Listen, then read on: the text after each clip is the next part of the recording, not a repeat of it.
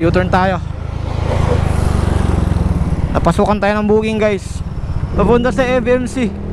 Hello, mapapick up po akong phone Havilla, Cabanyero, Esquina, May Maestro, Sulod Esquina, second house, right side, 2-story with black gate. Dito na po ako. Hello. Hello, sir, sir, ready na po ako, may black gate, second house, 2-story. Oo, ito. May doorbell ka na, sir. Doorbell na. Tapos, signa na ako, nanay sana. Nana akong cellphone, nabilin nga ba, lamisa.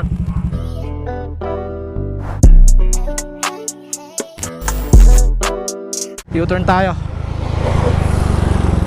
Napasukan tayo ng booking guys. Pabalik. Papunta sa FMC. Bale 73 pesos. Dito banda, papunta dun sa FMC, bali pabalik. So yun guys, balik Maxim tayo ngayon dahil medyo maaga pa, 7:13 pa lang. So kaya pa ito maka-income ng ilang peso bago pumasok sa trabaho. Wait lang guys, chat muna natin. Hello, mapapick up po akong phone Havilla, Cabanyero, Esquina, May Maestro, Sulod Esquina, second house, right side, 2-story with black gate. Second house, black gate. 1, 2. Brown naman to eh. Ay ito, black gate. Okay. Bali pick up guys ng phone. Hindi siya pasahero o hindi siya angkas.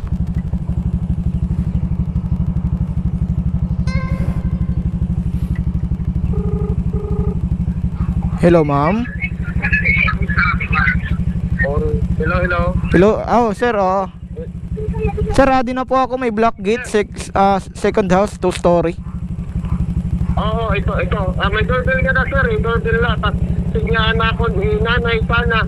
Nana akong cellphone, nabilin nga ba, lamisa. Okay, ma-doorbell na po ako. Doorbell, doorbell na. Sir, paistorya ako, paistorya. Ay, nanay, ubos.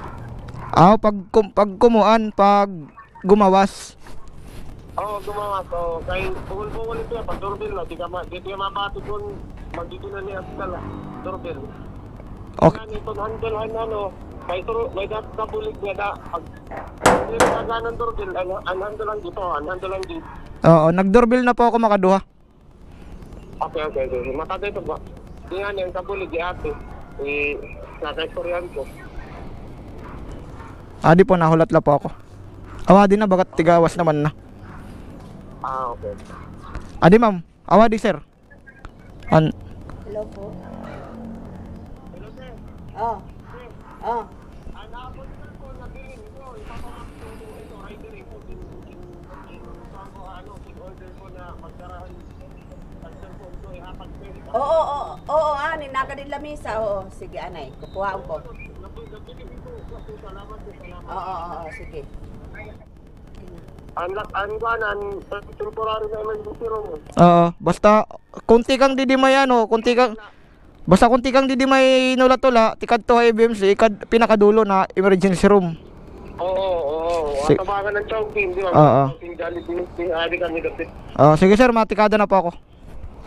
Thank you ma'am. Sige po. Okay.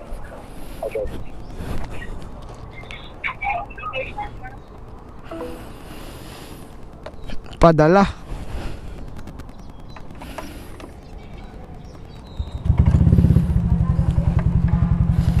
Padala o pahatid?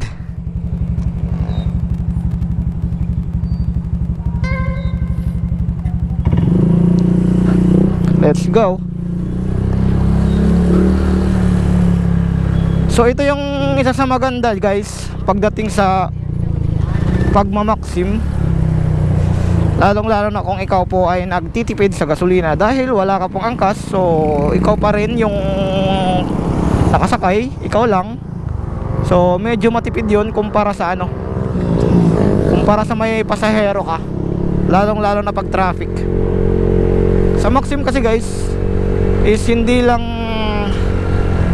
sakay o angkas yung nagagawa dito, pwede ka rin magpabili. pwede ka rin magpadala.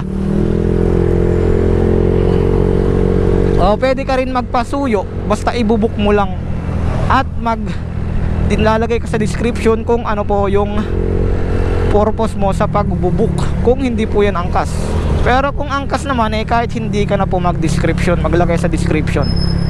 Pero kung ikaw ay meron kang kung meron kang ipapasuyo, o meron kang ipapadala, o meron kang ipapabili, pwede ka pong maglagay sa description para kahit papano po alam ng rider kung ano yung binukbok, diba? So ngayon pabalik tayo ng FMC. Doon tayo galing at napasukan tayo. Bawal dyan, boss. Pababa, bawal ka mag U-turn dyan.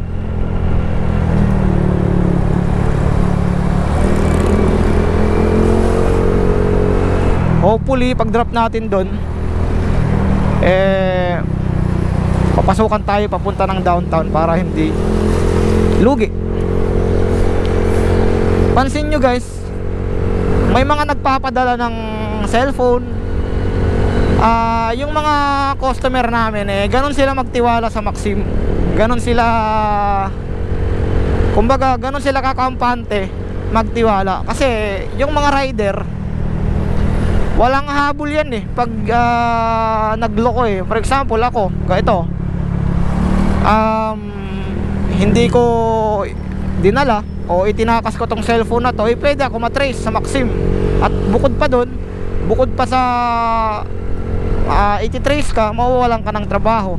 At bukod pa dun, kumbaga magiging wanted ka kasi hanapin ka niyan, lalo na kung may kamahalan yung cellphone. So wala ka talagang habol. Yung gumagawa lang nun yung mga walang magawa sa buhay, 'di ba? Pero kung yung mga kagaya natin na pera yung hanap, o hanap buhay yung hinahanap natin, o income yung hinahanap natin, wala kang rason para ka gumawa ng ganon, di ba? Wala kang rason para gumawa. Maliban na lang talaga kung ikaw ay gipit na gipit talaga, tapos talagang ugali mo na yung ganon, wala talaga. Talagang wala kang pakialam sa mangyayari sa'yo, di ba? Meron pa nga ako nun guys, share ko lang sa inyo. Ayun, pasuyo yon mula sa Philchay sa may Sampaguita. 30k pinadala sa akin papunta doon sa Patio sa may San Jose. Dinala ko yon, kumbaga pinadala sa akin, akala ko angkas yun, mula sa Philchay papuntang papuntang tawag niya ito, papuntang San Jose sa may Patio. Isipin mo yun 30k ipinadala sa akin. Kasi yung anak nung may-ari ng Philchay nandoon sa Patio. Di ko lang alam kung para saan yun yung 30k, kasi di naman ako nagtanong basta ako nagpadala lang. Kumbaga wala naman tayong doon para magtanong kung para saan yung 30k. Pero tingin ko yun para yun sa rent, para yun sa venue, sa para yun sa rent nila dun sa venue, kasi may event yun nung hinatid ko dun yung pera. Yung nagbigay sa akin yung tatay nung yung may-ari nung Philchay, worth 30k yata yun. Tama, worth 30k, tama ba? Tama, worth 30k. Yun yung pagkakaalala ko. Tapos yung maganda dun guys, nung pagka-drop ko dun sa Philchay, binigyan ako ng 1k ni ma'am yung anak. Kasi syempre natuwa siya kasi, di ba, talagang inihatid ko yung pera. Inihatid ko yung pera ng buo. Yung ginawa ko, pinabilang ko muna pinabilang ko muna dun kay sir bago ko tanggapin. Tinignan ko, pinabilang ko sa kanya na 30k talaga. Sabi ni ma'am 30k daw yun.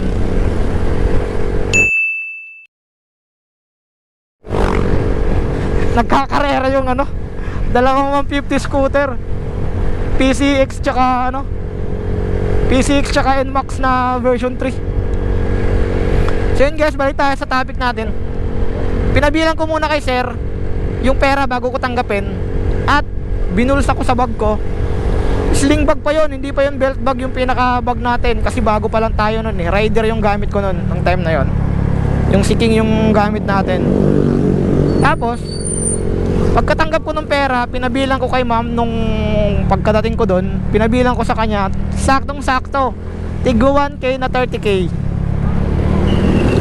Pinabilang ko, nung paalis na ako, yung book niya na ano, pasahe is 100,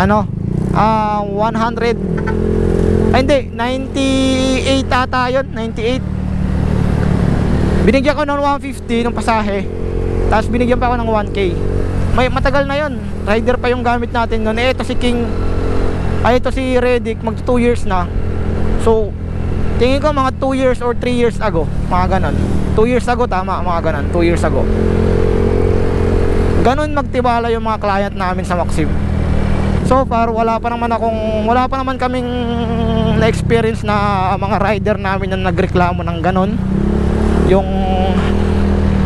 itinakbo yung pera, itinakbo yung cellphone, wala pa naman kaming na-experience. Siguro yung iba, madalas lang kasi yun mangyari, yung nagpapadala, nagpapasuyo, madalas, minsan lang yun, hindi naman yun madalas. Emergency, doon tayo. Bihira lang naman yung ganon, yung nangyayari yung ganon na may nagpapasuyo o may nagpapadala. So kaya bihira lang din.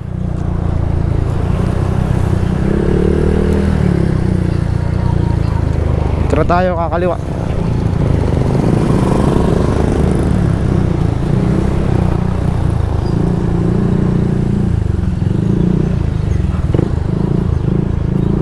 Tara tayo.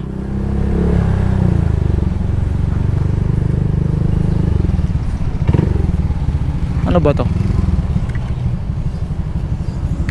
Ay, ikaw pa to? Apa?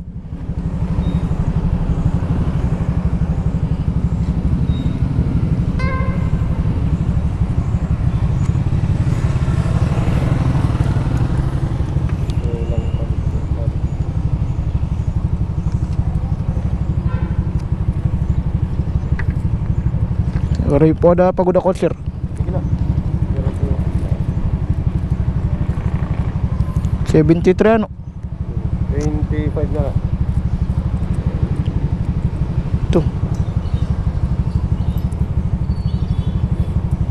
Pero na po. 18. Sorry na sir. Aray na? Opo. Thank you sir.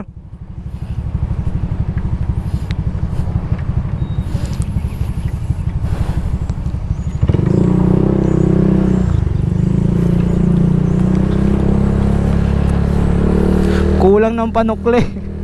20 lang yung binigay natin. Lumabas na 80 yung pasahe ni sir. Dapat 73 lang. So dapat yung sukli ko is 27.